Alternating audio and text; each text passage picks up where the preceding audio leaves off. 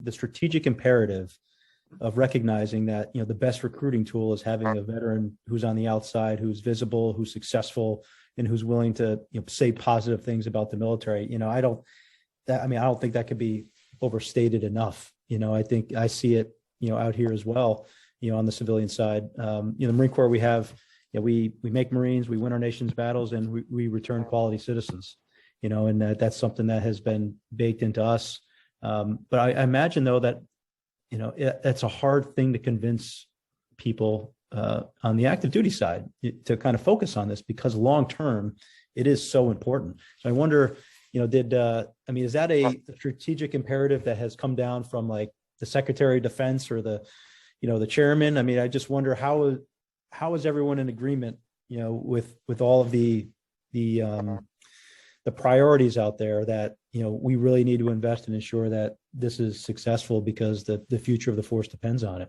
It reinforces those buckets I talk about, because what that is a reflection of is some sustaining understandings, beliefs, experiences from one of those previous buckets.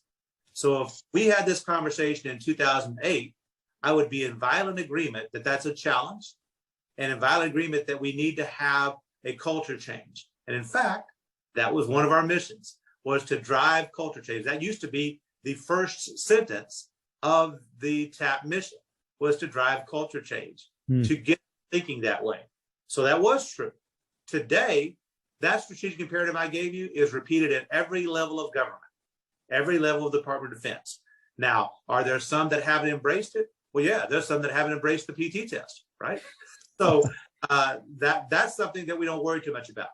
But as an overall concept, what we had to get through the culture change was to build that groundswell of leaders that when we started this, they were captains, now they're lieutenant colonels. They were majors, they're colonels. They were lieutenant colonels and they're generals. And that they were part of that targeted, really internal strategic communication that taught the value of transition, that taught that we're not a competition for retention. We actually enhance retention. Go back to the conversation we had just a few minutes ago about I do my gap analysis. What do you think comes out of that quite often? I do the gap analysis. I think I'm going to re-enlist and get a little more training, get a little more prepared, right? So it's complementary with our retention plan.